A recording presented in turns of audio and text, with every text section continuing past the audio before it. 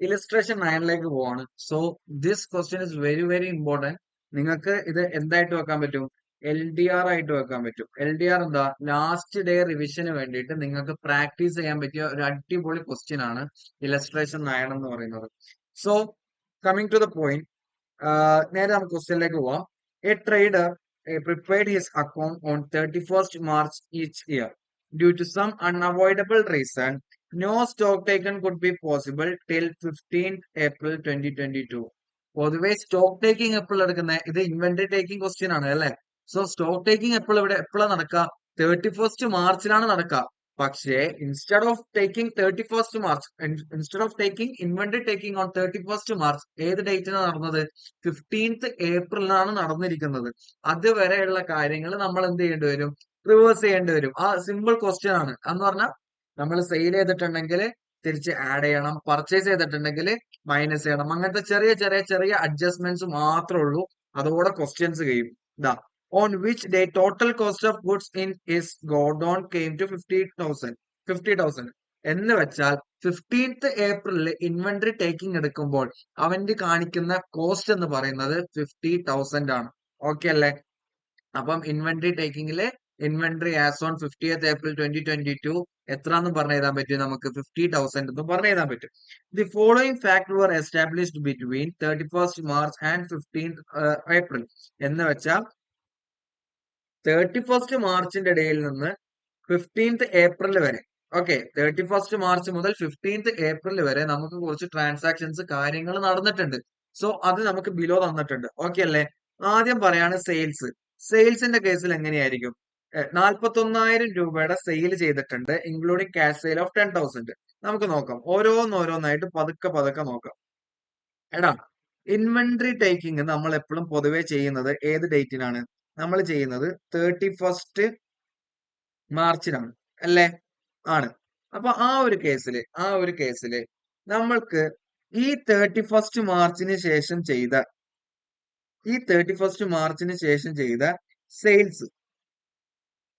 Sales amount എത്രയാ വന്നേക്കണം? നമുക്ക് around 41,000 ആണ് അല്ലെ? അതെ, 41,000 ആണ് എമൗണ്ട് തന്നിട്ടുള്ളത്. ഈ 41,000 എന്ത് ചെയ്യണം? പ്ലസ് ചെയ്യണോ മൈനസ് ചെയ്യണോ?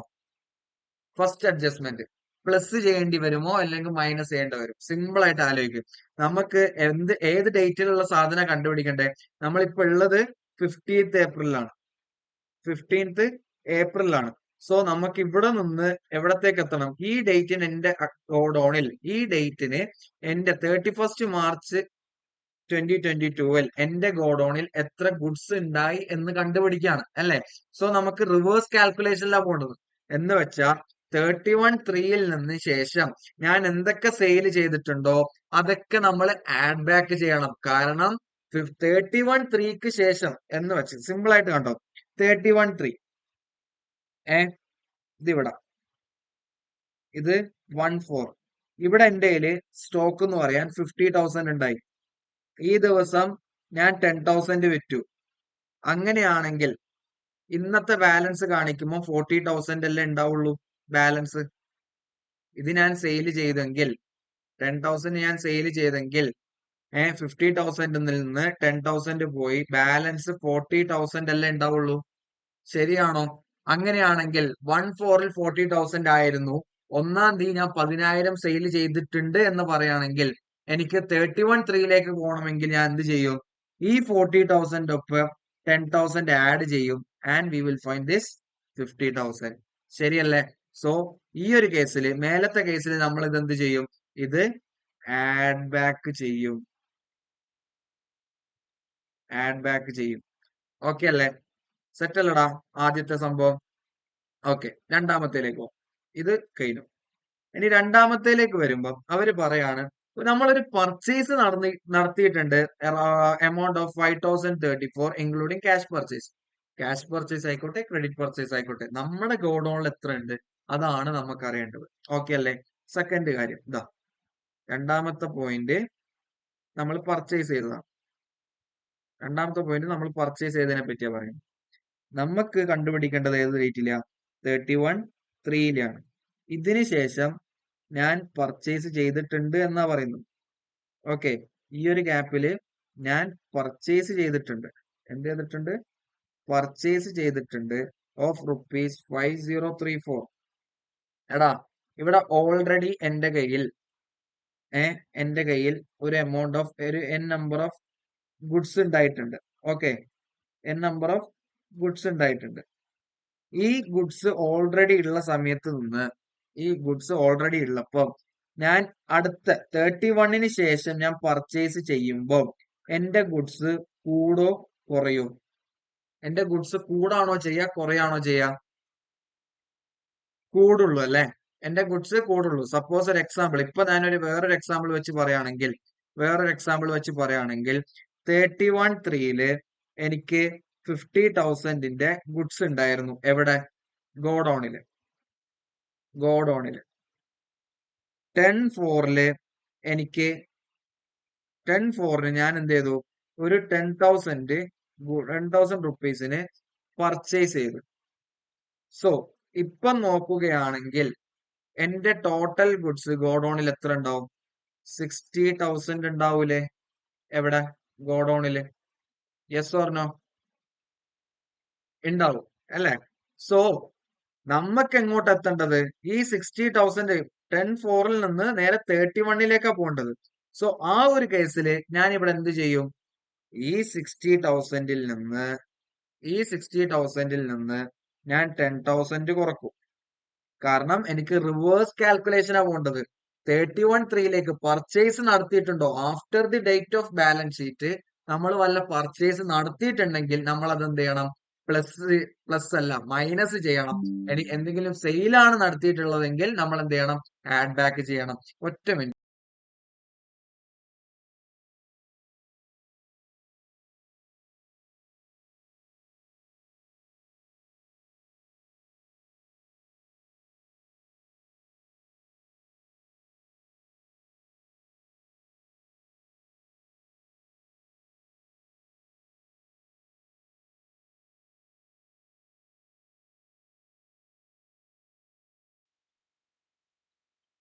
ഓക്കെ അല്ലടാ? ചാർജ് കുത്താൻ പോയത്, ചാർജ് കുത്താൻ.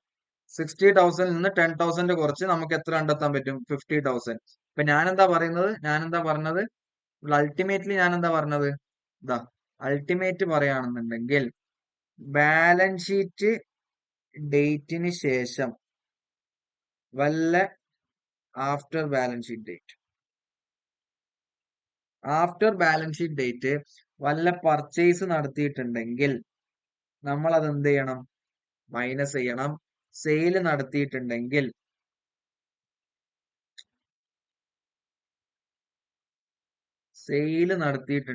നമ്മൾ അത് ആഡ് ബാക്ക് ചെയ്യണം. സെയിൽസ് റിട്ടേൺ ആണെങ്കിലോ? വിറ്റ സാധനം തിരിച്ചു കിട്ടുകയാണെങ്കിലോ? മൈനസ് ചെയ്യണം. ഇനി അതേപോലെ തന്നെ പർച്ചേസ് റിട്ടേൺ ആണെങ്കിലോ? വാങ്ങിച്ച സാധനം റിട്ടേൺ കൊടുത്തു, അതെന്ത് ചെയ്യണം? ആഡ് ബാക്ക് ചെയ്യണം. ഇത് ക്ലിയർ ആണോ? ഈ സാധനം ഇൻവെന്ററി ടേക്കിങ്ങില് after the date of balance sheet ആണെന്നുണ്ടെങ്കിൽ ഇങ്ങനത്തെ ഒരു സംഭവം ആണ് വരാം. ഓക്കെ അല്ലേ? സോ അടുത്ത അഡ്ജസ്റ്റ്മെന്റിലേക്ക് പോയാലോ? നമുക്കപ്പം സെക്കൻഡും ഗെയിനും. ഇനി ഇതാ സെയിൽസ് റിട്ടേൺ നമ്മൾ ഇപ്പം പറഞ്ഞു വെച്ചോളൂ. സെയിൽസ് റിട്ടേൺ എന്ത് ചെയ്യണം? സെയിൽ എന്ന് പറയുമ്പോൾ നമ്മുടെ കയ്യിലുള്ള സാധനം നമ്മൾ വിറ്റു, സോ അതുകൊണ്ട് ആഡ് ബാക്ക് ചെയ്യാണ്. സെയിൽസ് റിട്ടേൺ എന്ന് പറയുമ്പോൾ വിറ്റ സാധനം തിരിച്ചു കിട്ടാണ്, സോ മൈനസ് ചെയ്യണം. സെയിൽ പ്ലസും സെയിൽസ് റിട്ടേൺ മൈനസും. കാരണം എന്തുകൊണ്ടാ? ഇത് ആഫ്റ്റർ ബാലൻസ് ഷീറ്റ് ഡേറ്റ് ആണ് ഇൻവെന്ററി ടേക്കിംഗ് നടക്കുന്നത്. ആഫ്റ്റർ ബാലൻസ് ഷീറ്റ് ഡേറ്റ് എന്ന് പറയുമ്പോൾ 15th April 2021 ഇത് നടക്കുന്നത്, 2022. ഓക്കെ അല്ലേ? സോ ഇതെന്ത് ചെയ്യണം? ഇത് നമ്മള് ലെസ് ചെയ്യണം. ഓക്കെ അല്ലേ?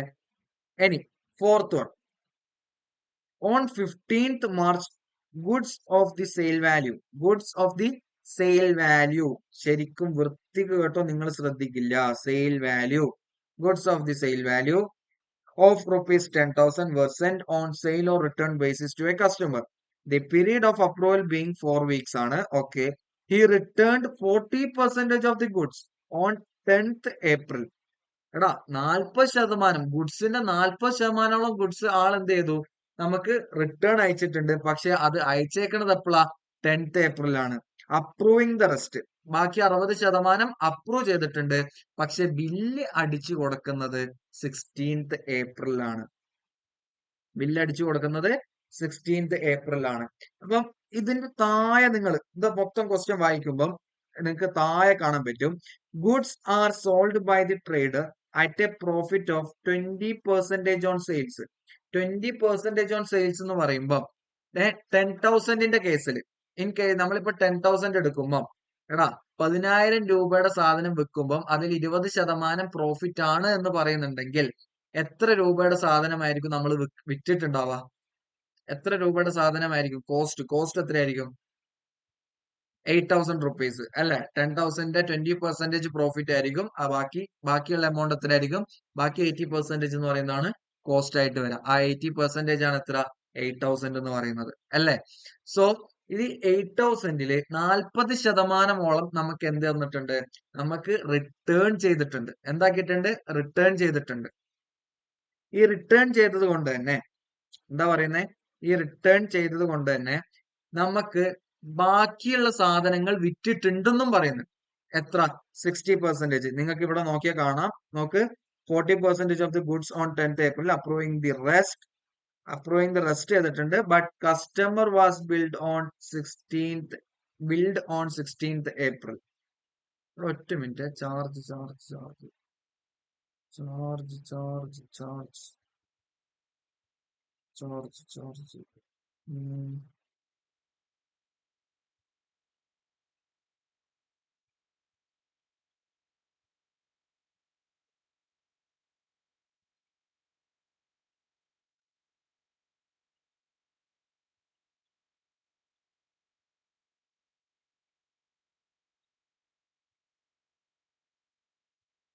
ചാർജ് നോക്കി കിട്ടിയാണ്. കണക്ട് ആവുന്നില്ലല്ലോ. ഇടയ്ക്കിടെ കണക്ഷൻ ഇതിൽ ബ്ലിങ്ക് ആയി തുടങ്ങി. ജസ്റ്റ് നോക്കി നോക്ക്.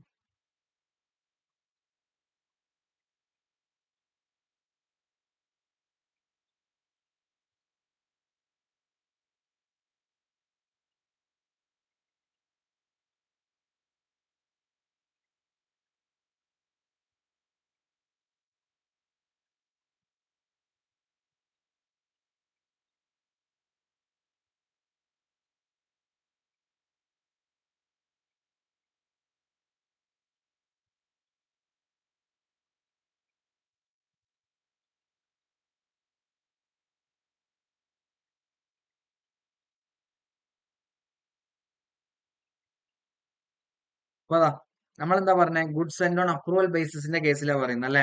അപ്പൊ നോക്കാം, ഇതാ നാലാമത്തെ അഡ്ജസ്റ്റ്മെന്റ്, ഫോർത്ത് വൺ 10,000 നമ്മൾ എന്താക്കിയായിരുന്നു? ഗുഡ്സ് സെൻഡ് ഓൺ അപ്രൂവൽ ബേസിസിൽ സെയിൽ വാല്യൂ ആയിട്ട് അയച്ചു. ഇതിന്റെ 40% റിട്ടേൺ അടിച്ചു. 40% എന്ന് പറയുമ്പോൾ 4,000. ബാക്കിയുള്ള 60% എടുത്തിട്ടുണ്ട്. ആഫ്റ്റർ ബിൽഡ് എത്രയാ? ബിൽഡ് ആഫ്റ്റർ 16th ഏപ്രിലാണ്. ആഫ്റ്റർ 15th ആണ്. ഓക്കെ. സോ ഈ 6,000ല് 6,000 നമ്മുടെ കോസ്റ്റ് അല്ല. സെയിലിൽ നമ്മൾ കോസ്റ്റ് കാണിക്കുമ്പം ഈ 6,000ഉം നമ്മളെ കോസ്റ്റ് അല്ല. നമ്മുടെ കോസ്റ്റ് ആയിട്ട് എത്രേ വരുന്നുള്ളൂ? നമ്മുടെ കോസ്റ്റ് ആയിട്ട് ഈ 6,000ന്റെ 6,000 മൈനസ് 20% എത്ര വരും? 4,800. ഇതാണ് നമ്മുടെ കോസ്റ്റ് ആയിട്ട് വരുന്നത്. ഈ 4,800 രൂപയും നമ്മൾ എന്ത് കുറക്കണം? എന്തിൽ നിന്ന് കുറക്കണം? ആ ഒരു കാൽക്കുലേഷനിൽ നിന്ന് കുറക്കണം. ഓക്കെ, സെറ്റ് അല്ലടാ? ഈസി സാധനമാണേ, വേറെ ഒന്നുമില്ല, ഒരു റോക്കറ്റ് സയൻസും ഇല്ല, വളരെ ഈസി ആയിട്ട് പറഞ്ഞു തന്നിട്ടുണ്ട്. ഓക്കെ അല്ലേ? ഇനി അടുത്ത പറയാണ്, the trader has also received goods costing 8,000 in March for sale on consignment basis. 20% of the goods has been sold by 31st March and another 50% by 15th April. These sales are not included in above sales. ഈ sales മറ്റുള്ള above സെയിൽസിൽ include ചെയ്തിട്ടില്ല. Okay, വളരെ വളരെ simple ആണ്. ഇതാ അഞ്ചാമത്തെ case എന്താ പറയുന്നതെന്ന് വെച്ചാൽ, അഞ്ചാമത്തെ കേസ് പറയാണ് 8,000 കോസ്റ്റ് ആണ്. ഇത് ആദ്യം നോക്കാം. നിങ്ങൾ കോസ്റ്റും സെയിലും തെറ്റിക്കും. എഴുതി വെച്ചോ, നിങ്ങൾ തെറ്റിക്കും. മര്യാദക്ക് വായിക്കൂല. എന്നിട്ട് ഈ കോസ്റ്റിംഗ് 8000 കൊണ്ടുപോയിട്ട് നിങ്ങൾ എന്ത് ചെയ്യും? ഈ 20% പ്രോഫിറ്റ് എന്താക്കും? കുറച്ച് കാണിക്കും. അതിന്റെ ആവശ്യമില്ല. മക്കളെ ശ്രദ്ധിക്കണം. ഇങ്ങനത്തെ ചെറിയ മിസ്റ്റേക്കിലായിരിക്കും നമ്മൾ വായിക്കുന്ന തെറ്റിപ്പോകുന്ന ഇങ്ങനത്തെ കാര്യത്തിലായിരിക്കും നമ്മുടെ മാർക്ക് പോവുക. ഇവിടെ സെയിൽ വാല്യൂ ഓഫ് 10,000 വന്നു. ഇവിടെ കോസ്റ്റിംഗ് ഓഫ് 8,000. നിങ്ങൾ ഇതും സെയിൽ വാല്യൂ എന്നുള്ള കണക്കിൽ ഈ 20% ഓൺ സെയിൽസിന്റെ പ്രോഫിറ്റ് കുറച്ചിട്ട് കാണിക്കും. അത് കാണിക്കാൻ നിൽക്കരുത്. മണ്ടത്തരാണ്. ഓക്കെ അല്ലേ? സോ ശ്രദ്ധിക്കാം. അപ്പോ ഇവര് 8,000 ഗുഡ്സ് തന്നിട്ടുണ്ട്. ഇവിടെ ഒരു കോൺസെപ്റ്റ് നടക്കുന്നുണ്ട്. ഇവിടെ നമ്മളാണ് ഏജന്റ് ആയിട്ട് വരുന്നത്. നമ്മളാണ് ഏജന്റ് ആയിട്ട് വരുന്നത് എന്ന് വെച്ചാൽ ഒരു പ്രിൻസിപ്പിൾ ഉണ്ട്. ആ പ്രിൻസിപ്പിള് നമ്മൾ ഏജന്റ് ആയിട്ട് നിൽക്കുന്നിടത്ത് നമുക്കൊരു 8,000 രൂപയുടെ ഗുഡ്സ് തന്നിട്ടുണ്ട്.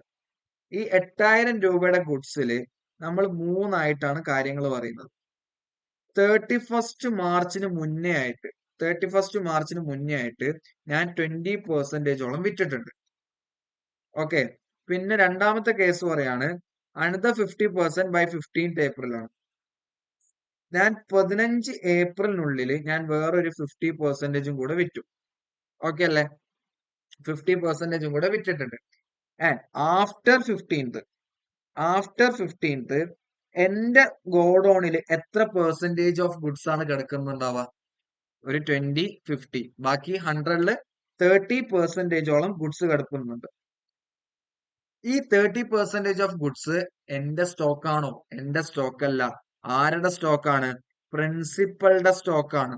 സോ എന്റെ ഇൻവെന്ററി ടേക്കിങ്ങിൽ അത് ഇൻക്ലൂഡ് ചെയ്യാൻ പറ്റുമോ?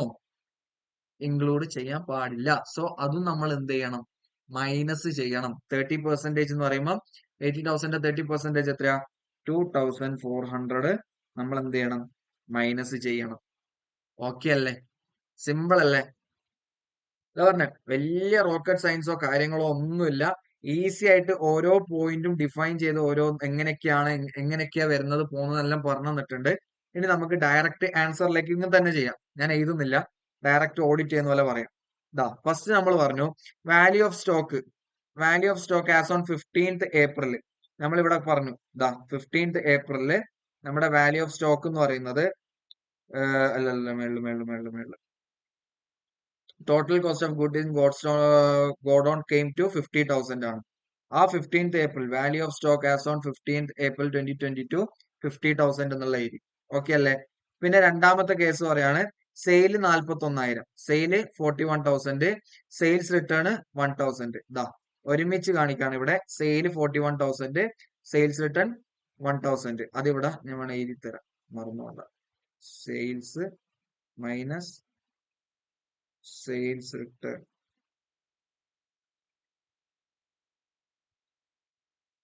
Sale minus sales return.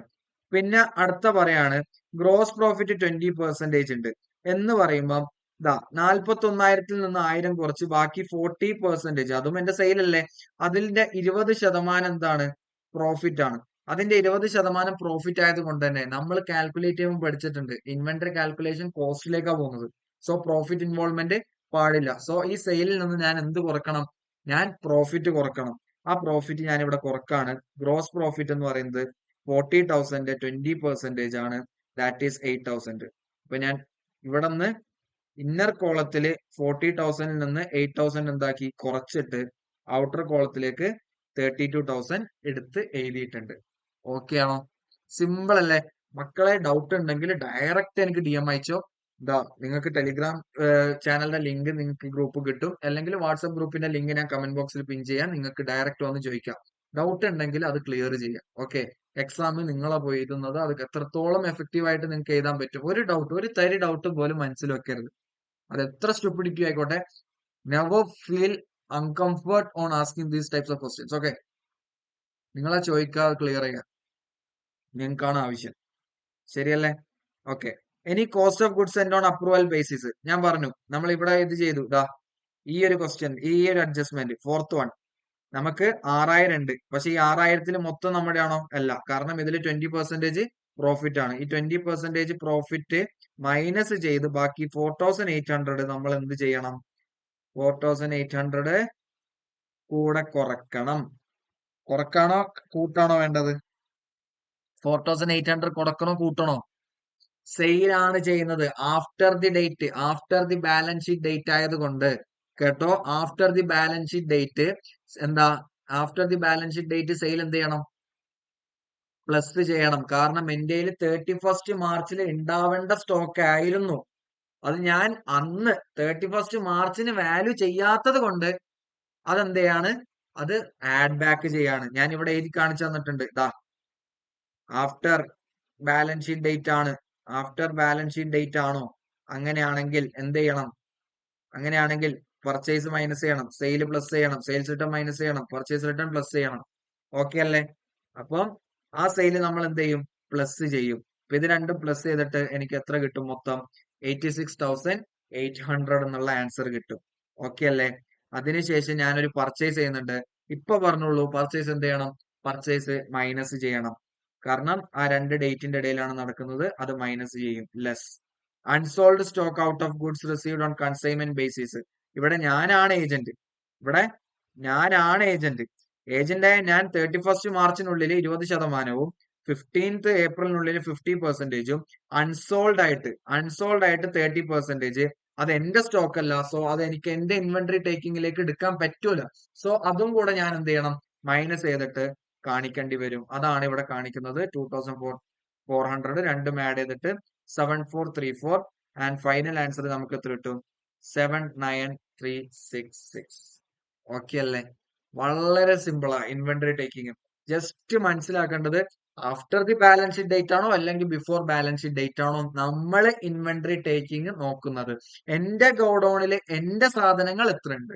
Okay, പ്രിൻസിപ്പളിന്റെ സാധനമാണെങ്കിൽ minus ചെയ്യാം. എന്റെ സാധനമാണോ? നമ്മൾ after the balance sheet date നോക്കിയിട്ട് കാര്യങ്ങൾ ചെയ്ത് നോക്കാം. ഓക്കെ അല്ലേ? ഇത് മസ്റ്റ് ആയിട്ട് ചെയ്യേണ്ട ക്വസ്റ്റ്യൻ ആണ്. LDR ആയിട്ട് നിങ്ങൾക്ക് എന്ത് ചെയ്യാം? മാർക്ക് ചെയ്ത് വെക്കാം. ലാസ്റ്റ് ഡേ റിവിഷന് വളരെ വളരെ വളരെ ഇമ്പോർട്ടന്റ് ആണ്. ഓക്കെ അല്ലേ? എന്ത് ഡൗട്ട് ഉണ്ടെങ്കിലും നിങ്ങൾക്ക് എനിക്ക് എന്റെ അടുത്തേക്ക് DM അയക്കാം. ഓക്കെ, മെസ്സേജ് അയക്കാം, കാര്യങ്ങൾ ചോദിക്കാം, ഡൗട്ട് ക്ലിയർ ചെയ്യാം. ഇതാ എന്തെങ്കിലും സ്ക്രീൻഷോട്ടോ കാര്യങ്ങളോ എന്തെങ്കിലും വേണമെന്നുണ്ടെങ്കിൽ നിങ്ങൾക്ക് ഇപ്പൊ ഇവിടുന്ന് എടുക്കാം. വളരെ സിമ്പിൾ ആയിട്ട് ഫ്രൂട്ട്ഫുൾ ആയിട്ട് നിങ്ങൾക്ക് കാര്യം പറഞ്ഞു തന്നിട്ടുണ്ട്. ഓക്കെ, സെറ്റ് അല്ലടാ? ഓക്കെ, അപ്പൊ ബൈ ബൈ.